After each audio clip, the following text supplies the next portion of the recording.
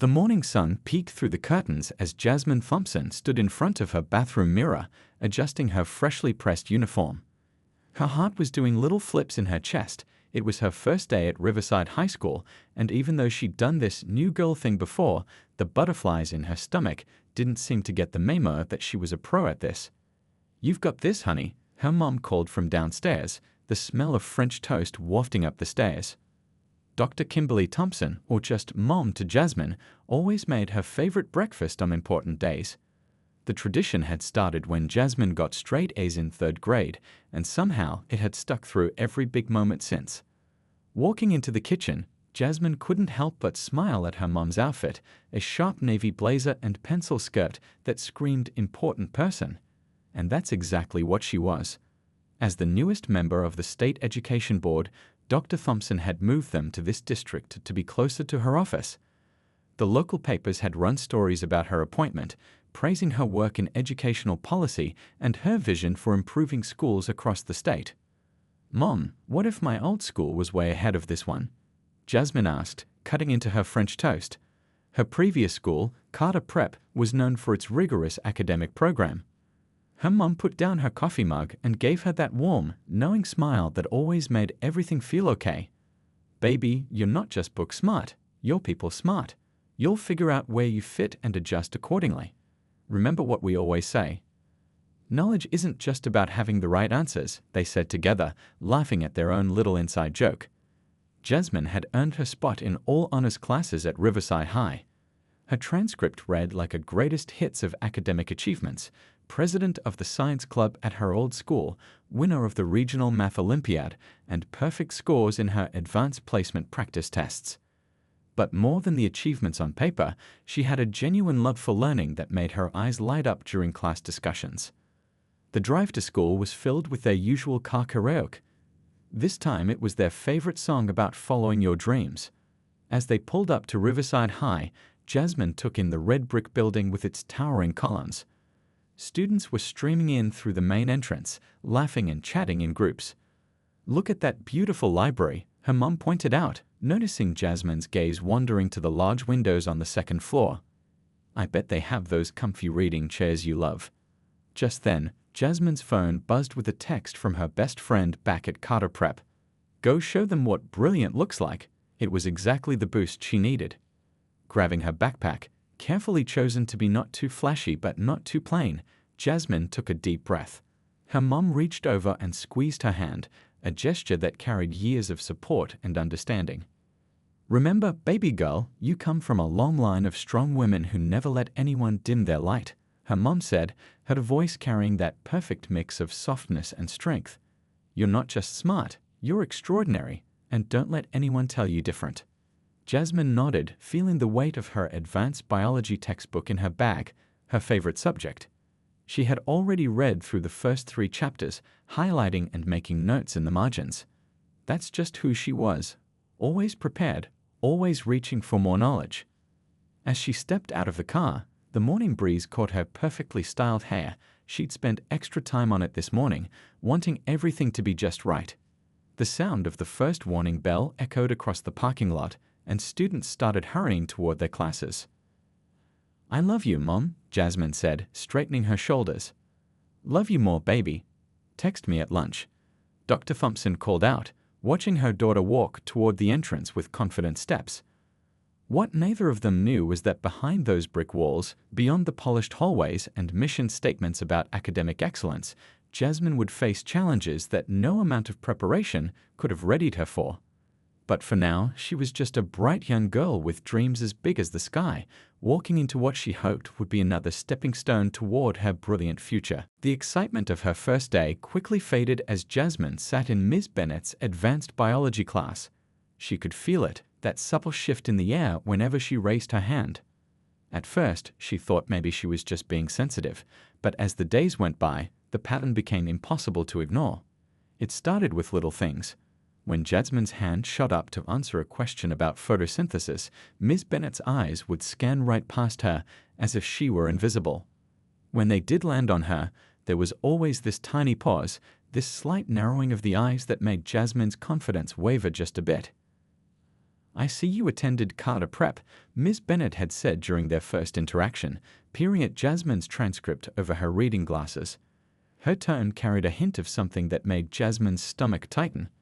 "Well, we'll see how their standards match up to ours." One particularly bright Tuesday morning, Jasmine had stayed up late preparing an extra credit presentation on cellular respiration. She'd created detailed diagrams, cross-referenced 3 different textbooks, and even included recent research findings.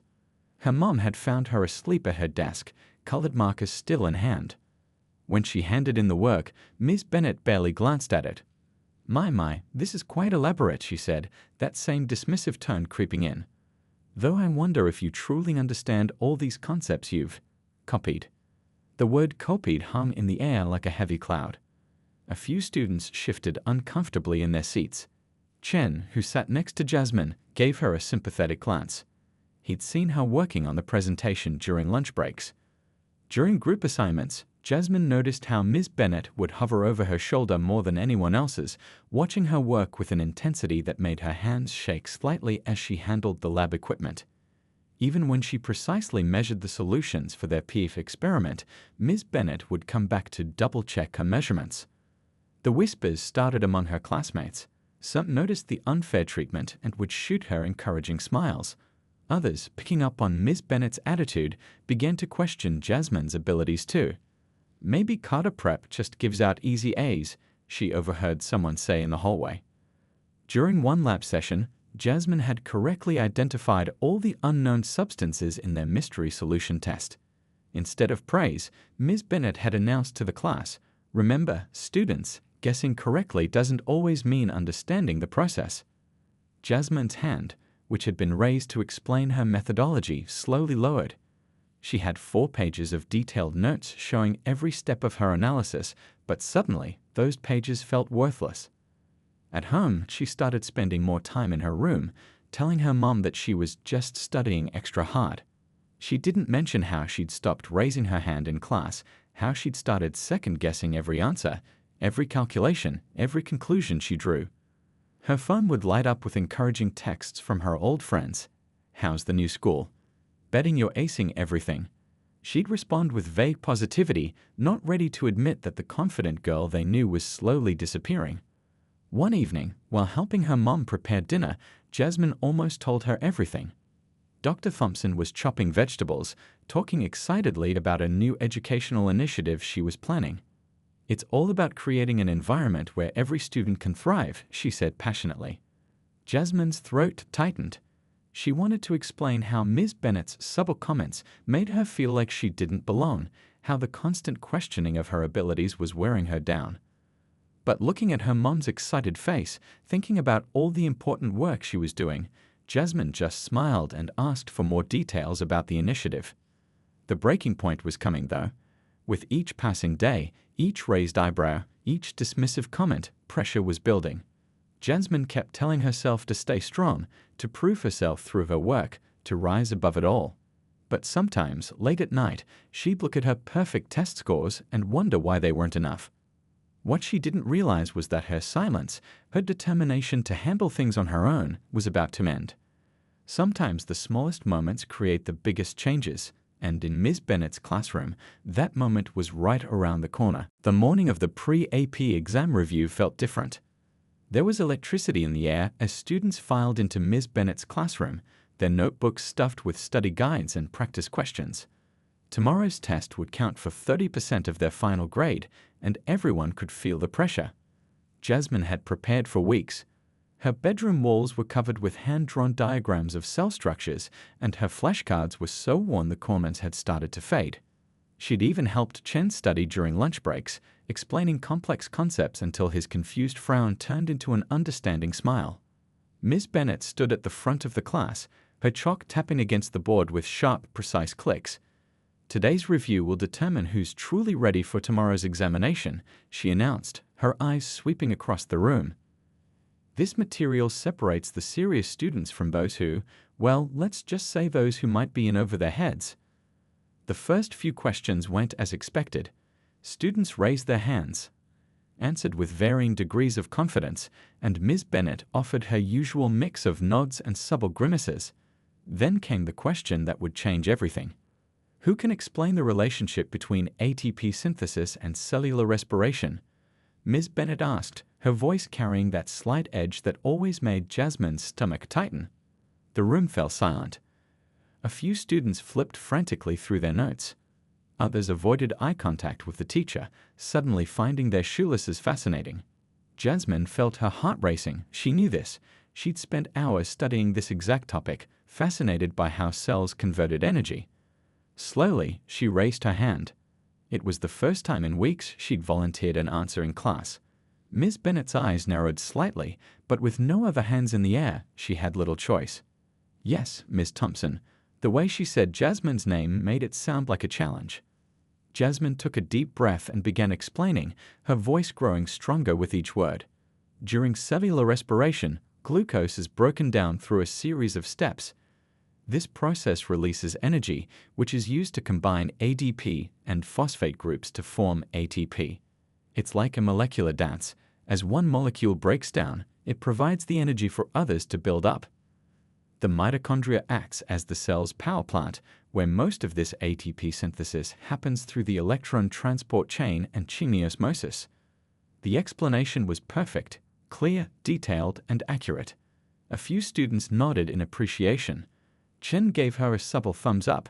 For a moment, Jasmine felt like her old self again, confident in her knowledge and ready to share it. But Ms. Bennett's face had darkened. She set down her chalk with deliberate slowness, the soft click echoing in the suddenly silent room. Well, she said, her voice dripping with skepticism. That was quite a textbook response. Almost too textbook, wouldn't you say? Jasmine's heart dropped. I studied this topic extensively, she said quietly. Did you now? Ms. Bennett walked closer to Jasmine's desk. Or did you perhaps find this answer somewhere else? It seems rather advanced for certain students to grasp these concepts so thoroughly.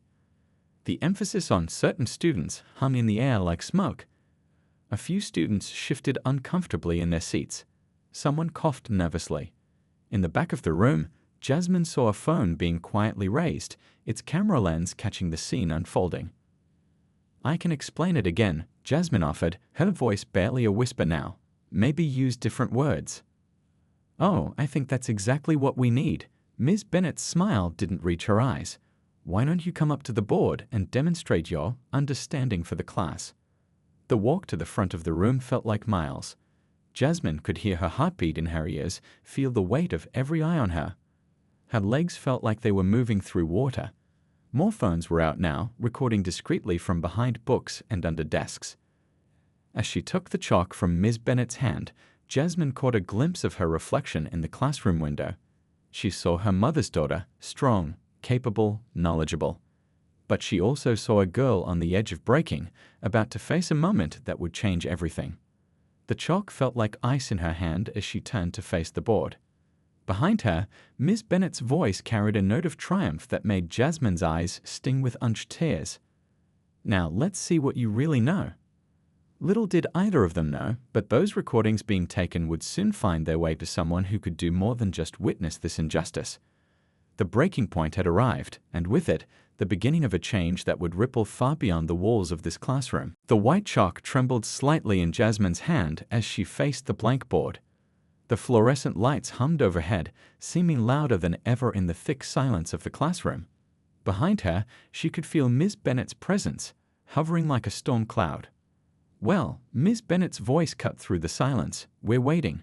Show us how ATP synthesis works. Draw the entire process. Unless, of course, you can't explain it without your reference materials. Jasmine took a deep breath and began drawing. Her hand moved steadily across the board, sketching the mitochondrial membrane, adding the electron transport chain components. Years of studying, of loving science, of understanding rather than just memorizing, guided her movements. Now explain each step, Ms. Bennett demanded, her arms crossed. More phones peeked out from behind textbooks, recording the scene. Chen, usually quiet and reserved, looked like he wanted to say something, but kept glancing nervously at Ms. Bennett. The process begins here, Jasmine started, her voice soft but clear. She pointed to her diagram, explaining each component, each step of the complex process. The knowledge flowed naturally. This was her favorite subject after all. But with each correct explanation, Ms. Bennet's expression grew darker. She interrupted constantly, firing rapid questions. And where exactly did you learn this? Who taught you these terms? How do you suddenly know so much about this specific process? The implications were clear in her tone. Every correct answer from Jasmine seemed to fuel Ms. Bennet's suspicion rather than satisfy it. A few students exchanged uncomfortable glances. One girl near the front quietly wiped away a tear. She'd faced similar treatment before. Now, Ms. Bennet said, picking up a different colored chalk, explain the Krebs cycle. Every step, every molecule. Right now. Her voice carried a note of triumph, as if she'd finally found a way to expose what she believed was deception. Jasmine's hand shook slightly as she started the new diagram. The chalk squeaked against the board as she drew the circular pathway.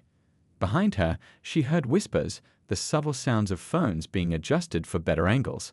The air felt thick with tension. I'm waiting, Ms. Bennet said, tapping her foot. Or perhaps this is beyond your actual capabilities. A drop of sweat rolled down Jasmine's back. The familiar cycle she'd studied countless times seemed to swim before her eyes. She knew this. She knew this. But Ms. Bennet's constant interruptions and accusations made each step feel like walking through quicksand. The cycle begins with acetyl-CoO. Jasmine started, her voice barely above a whisper now. She drew the first molecule, then the next. With each addition to the diagram, Ms. Bennet made small sounds of disbelief, little hums and wells that cut like tiny paper cuts. And where does this molecule go? Ms. Bennet pointed to a specific part of the diagram. Explain it to the class. Every detail, every reaction. Prove you actually understand what you've drawn.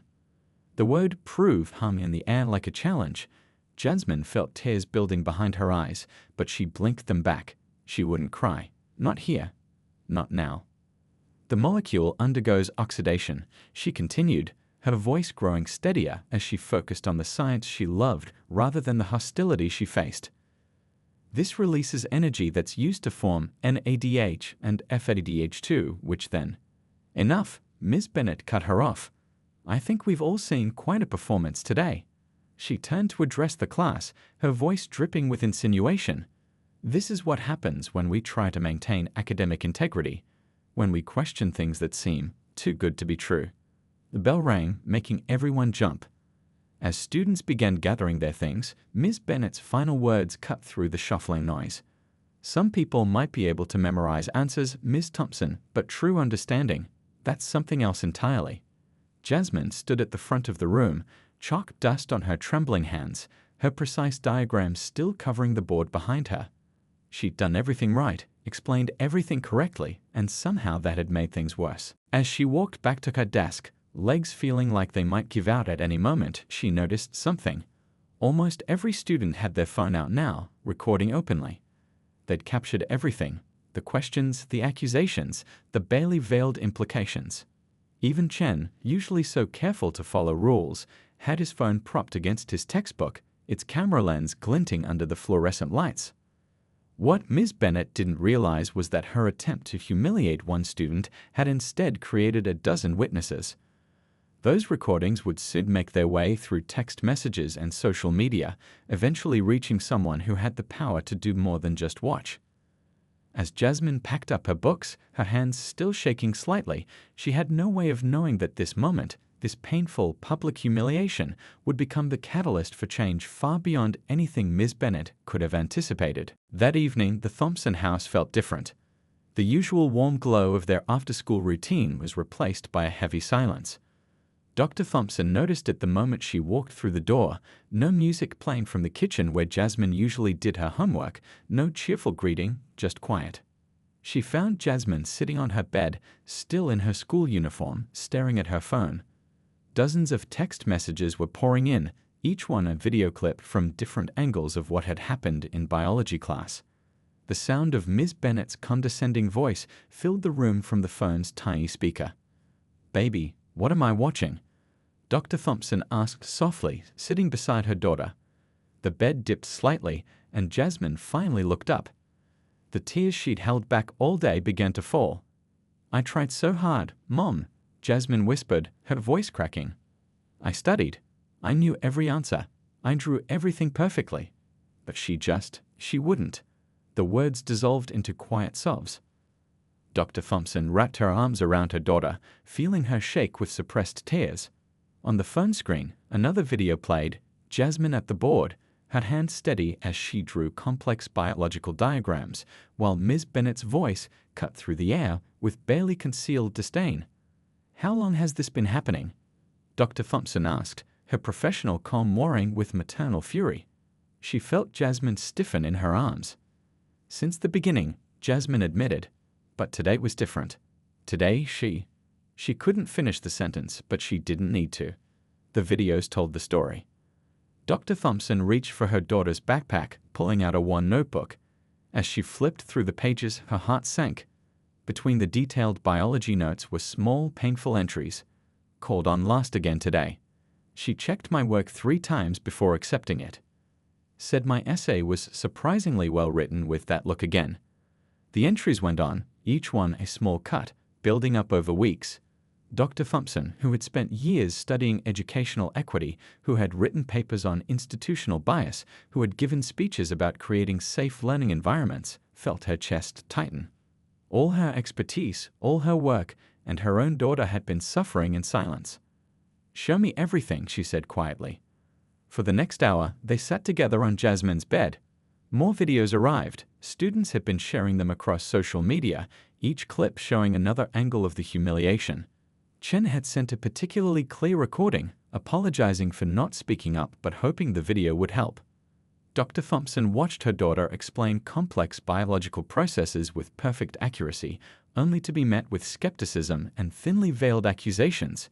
She saw other students' uncomfortable expressions, heard the whispers, noticed the subtle ways Ms. Bennett's behavior created a hostile learning environment. "Your father always said you got your love of science from me," Dr. Thompson said softly, running her hand over Jasmine's hair. "But you got your strength from both of us." She paused, looking at her daughter. "Why didn't you tell me sooner?" Jasmine wiped her eyes with her sleeve. "You're doing such important work, Mom." "I didn't want to. I thought I could handle it. I thought if I just worked harder, proved myself more." "Baby, listen to me." Dr. Thompson turned to face her daughter fully. "You never have to prove your worth to anyone. Your intelligence, your dedication, those aren't up for debate. And what happened today? That's not about you being unprepared or incapable. That's about something much bigger." She picked up her phone, scrolling through her contacts. Years of working in educational policy had taught her how to document, how to build a case, how to create change. The videos would be important, but they were just the beginning. "I need you to do something for me," she said, her voice taking on the tone that had earned her respect in boardrooms across the state. "I need you to write down everything. Every incident, every comment, every time you felt singled out. Can you do that?" Jasmine nodded, already reaching for her laptop. As she began typing, the words flowed easier than she expected. Each memory, each painful moment, each small indignity, they had all been waiting to be told. Dr. Thompson watched her daughter work, her mind already mapping out the steps ahead. This wasn't just about one teacher or one student anymore. This was about patterns, about systems, about changes that needed to happen. What Ms. Bennett didn't know, what she couldn't have known when she decided to humiliate a bright young student in front of her class, was that she had just provided the perfect case study for someone who had spent their career fighting educational inequality. As the evening light faded outside their window, mother and daughter sat together, documenting, planning, preparing. Tomorrow would bring challenges, confrontations, and difficult conversations. But tonight, in the quiet of Jasmine's room, something powerful was taking shape, the moment when personal pain would transform into purposeful action. The morning sun cast long shadows across Riverside High's administrative offices as Dr. Thompson walked through the front doors. Her heels clicked purposefully against the polished floor, her briefcase heavy with evidence collected over a long night of preparation. The security guard did a double take. He'd seen her photo in the paper, but hadn't expected to see the new State Education Board member in person. Principal Richards was already waiting in the conference room, along with the district superintendent, Dr. Garcia. Miss Bennet sat at the far end of the table, her usual confidence wavering slightly at the unexpected presence of such high-ranking officials. "Thank you all for meeting on such short notice," Dr. Thompson said, her voice carrying the perfect balance of professional courtesy and unmistakable authority. She began unpacking her briefcase, laptop folders, a USB drive containing dozens of student-recorded videos. Miss Bennet straightened her blazer, a nervous gesture. "I wasn't aware this meeting required such attendance," she said, glancing at the superintendent. "I believe once you see what I'm about to present, you'll understand why," Dr. Thompson replied, connecting her laptop to the room's projector. The screen flickered to life, showing a carefully organized presentation titled "Documented Patterns of Discriminatory Behavior," a case study. The room fell silent as Dr. Thompson began her presentation. She didn't start with yesterday's incident. Instead, she pulled up a chart showing grade distributions, highlighting suspicious patterns in how certain students were evaluated. Next came a timeline of random desk checks that showed a clear bias in their targeting.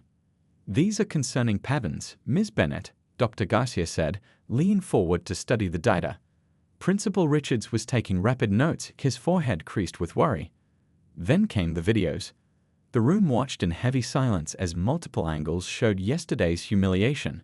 Ms. Bennet's face grew paler with each clip, especially when Dr. Thompson paused to highlight specific phrases and behaviors that violated district policies. "I'm sure there's some misunderstanding," Ms. Bennet attempted, her voice less certain now. "Academic rigor requires—" "Let me stop you there," Dr. Thompson interrupted, her voice firm but controlled. "I have a master's in educational psychology and a PhD in educational policy. I've spent 15 years studying how unconscious bias affects student evaluation. Would you like to explain how publicly humiliating a student who provided correct answers demonstrates academic rigor?" The question hung in the air. Ms. Bennet opened her mouth, then closed it again. Dr. Thompson pulled up another document, a compilation of student testimonies. "Your treatment of my daughter caught on video yesterday wasn't an isolated incident. It was simply the most visible example of a pattern that's affected multiple students." Principal Richards cleared his throat. "Dr. Thompson, what exactly are you seeking here?" She turned to face them all, her expression determined but not vengeful. "I'm not here to demand anyone's firing. That would be the easy solution, but it wouldn't address the systemic issues at play." She clicked to the next slide, revealing a comprehensive proposal. "What I'm proposing is a complete overhaul of how we handle classroom bias, both conscious and unconscious. This includes mandatory training programs, regular classroom observations, anonymous reporting systems for students, and quarterly reviews of grading patterns." Ms. Bennet's hands were clasped tightly in her lap. "You're Jasmine's mother," she whispered, the realization finally hitting her. The implications of her actions, discriminating against the daughter of a state education board member who specialized in educational equity, seemed to sink in. "Yes, I am," Dr. Thompson acknowledged. "But I'm not here just as Jasmine's mother. I'm here as someone who has the power to make necessary changes, changes that should have happened long ago. My daughter was strong enough to endure until the truth came out. How many students before her weren't?" The superintendent sat back in his chair, studying the proposal on screen. "These changes, they're actually long overdue, and surprisingly reasonable." "Because the goal isn't punishment," Dr. Thompson explained. "It's transformation. Ms. Bennet, you'll be required to undergo extensive professional development. You'll learn about bias, both conscious and unconscious. You'll understand how your actions affect students' long-term relationship with education." She turned to face Ms. Bennet directly. "You had the power to crush a student's love of learning yesterday. Instead, you've inadvertently created an opportunity for systemic change. The question is, will you be part of that change, or will you fight it?" The room fell quiet again. Outside, they could hear students changing classes, their voices mixing with the sound of lockers closing and footsteps in the hallway. In that moment, the weight of responsibility for those young lives seemed to fill the room. Principal Richards was the first to speak. "These proposals, when can we begin implementing them?" Dr. Thompson allowed herself a small smile. This wasn't about revenge. It wasn't even about just her daughter anymore. This was about making sure every student who walked through these halls had a fair chance to learn, to grow, to believe in their own capabilities. As the meeting continued, with the superintendent taking detailed notes and Ms. Bennett sitting in stunned silence, Dr. Thompson thought about Jasmine, who was in class right now, still learning, still striving, still refusing to let anyone dim her light. Sometimes the biggest changes started with the smallest moments of courage, the courage to speak up, to stand firm, to demand better not just for yourself, but for everyone who would come after you. Life has this incredible way of teaching us lessons when we least expect them. Today's story is about transformation, hope, and the unexpected paths that open up when we dare to look beyond our immediate circumstances. Let me take you into the world of Vikram, a young man from a small town who'd always been told that dreams were for someone else. Growing up, he'd heard countless stories of struggle, how limited resources and tough circumstances crush potential before it can even breathe. Vikram worked as a local mechanic, spending his days fixing motorcycles and electrical equipment. It was honest work, the kind that keeps communities running. But deep down, he felt something was missing. Every evening, after washing the grease off his hands, he'd look at the distant horizon and wonder, is this all there is? His tiny workshop was more than just a place of work. It was a classroom of life lessons.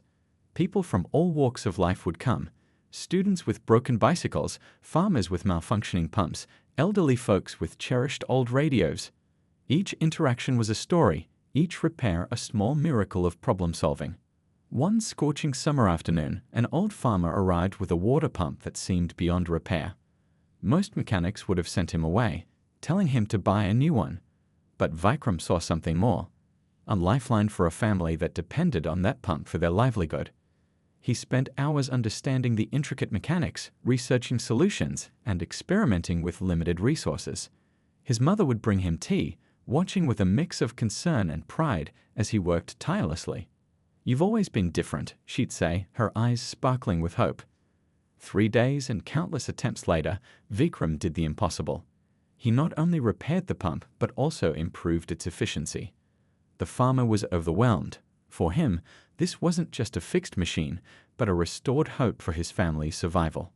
Word spread quickly. What seemed like a simple repair became a turning point. Local entrepreneurs started noticing Vikram's unique approach, his ability to see potential where others saw only problems. A small local technology institute heard about his innovative repair techniques. They offered him a part-time technical training program, something he could pursue alongside his workshop. It wasn't a traditional path, but it was a path nonetheless. Vikram's life began to change. He wasn't just fixing machines anymore. He was learning to solve complex problems. His workshop became a hub of innovation where traditional skills met modern learning. Young apprentices would gather around, watching in awe as he transformed seemingly hopeless situations into opportunities. His younger siblings saw a different version of success. It wasn't about fancy degrees or city jobs, but about passion, persistence, and the ability to create value. They learned that true education goes beyond classroom walls. It's about curiosity, problem solving, and believing in yourself. The community started seeing Vikram differently. He wasn't just the local mechanic anymore. He was a problem solver, an innovator, someone who could bridge traditional skills with modern technology.